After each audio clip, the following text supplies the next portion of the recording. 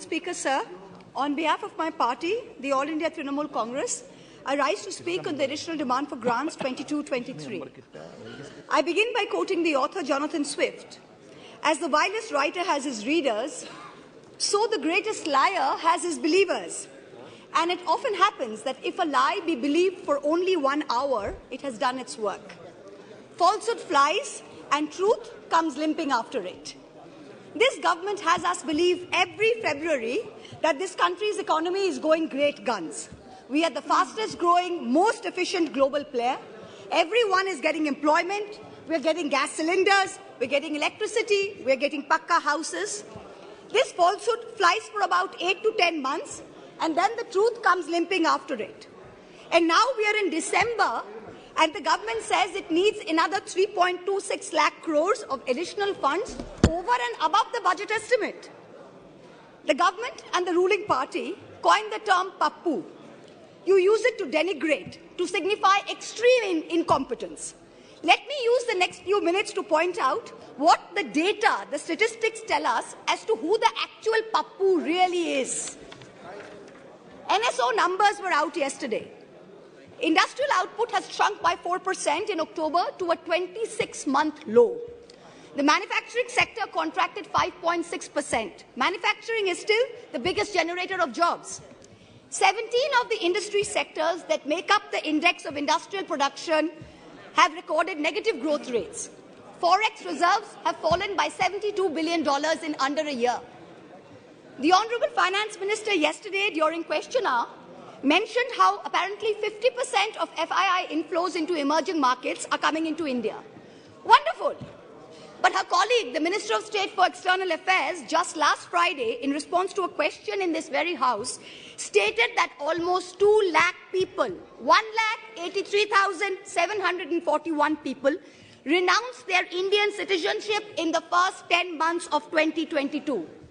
This exodus in 2022 takes the total number of Indians renouncing Indian citizenship under this government in the past 9 years since 2014 to over 12.5 lakh people. This year has already seen more people giving up Indian citizenship than any single given year. High net worth individuals are willing to pay up to $1 million to get citizenship of Portugal, of St. Kitts, of Greece. Is this the sign of a healthy economic environment? Of a healthy tax environment? Who's the pappu now? There is an atmosphere of terror in this country with the sword of the Enforcement Directorate hanging over businessmen and high net worth individuals. The ruling party buys lawmakers for hundreds of crores, and yet members of the opposition represent 95% of lawmakers under investigation by the Enforcement Directorate. But forget politicians. They're tough. They can fend for themselves. Businessmen and high net worth individuals are soft targets. In the monsoon session, in response to a query from my honourable colleague from the JDU, Mr. Rajiv Ranjan Singh, the Finance Ministry informed this House that in the past 17 years, the ED has opened 5,422 investigations under the PMLA, but has convicted only 23 people. That is a conviction rate of a pathetic 0.5%. Since 2011, the ED has launched 1,600 investigations, 1,800 raids, and convicted only 10 people. In the supplementary demand for grants, I see that the government is asking for an additional 2,900 crores to buy land and ready-built accommodation, office accommodation for the Enforcement Directorate. The taxpayers, you and I, are paying for the ED's operations, for their prosecutions, for their investigations, for their foreign junkets. So do Parliament and public representatives have no right to ask this na khaunga, na khane dunga sarkar, who's presiding over the ED, why there is such a pathetic conviction rate of 0.5%?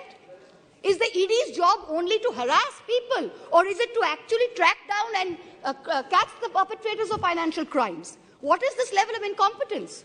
Who's the pappu now? Members of the ruling party continue to spread falsehoods about the benefits of demonetization ad nauseum, with no regard to the actual data. You have not achieved the goals of a cashless digital economy. You have not achieved the goals of phasing out fake currency, even after 6 years of your dhamaka announcement. Currency in circulation has doubled from 18 lakh crores in November 2016 to 32 lakh crores in November 22. Cash management company CMSs cash index for ATM hit an all-time high this Diwali. Cash is still king.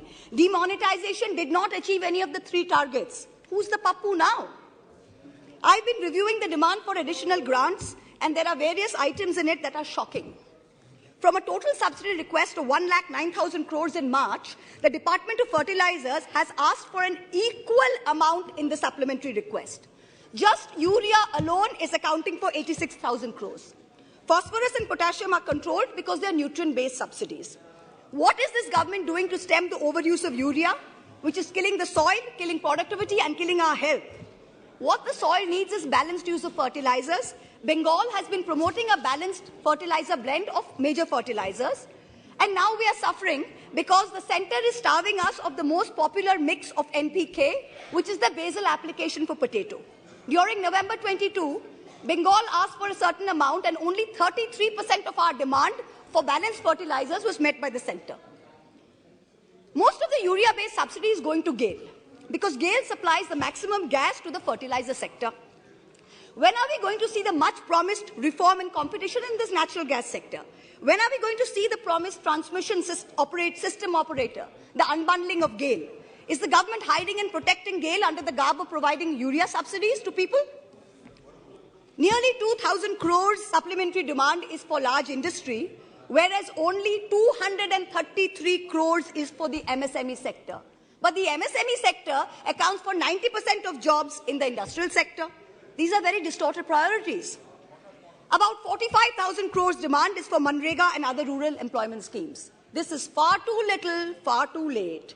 The rural sector accounts for nearly 2/3 of employment in this country.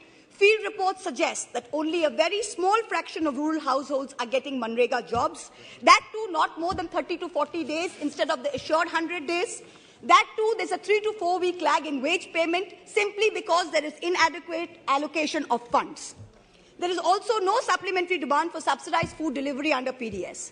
There's an overall anti-poor bias in the supplementary demand for grants.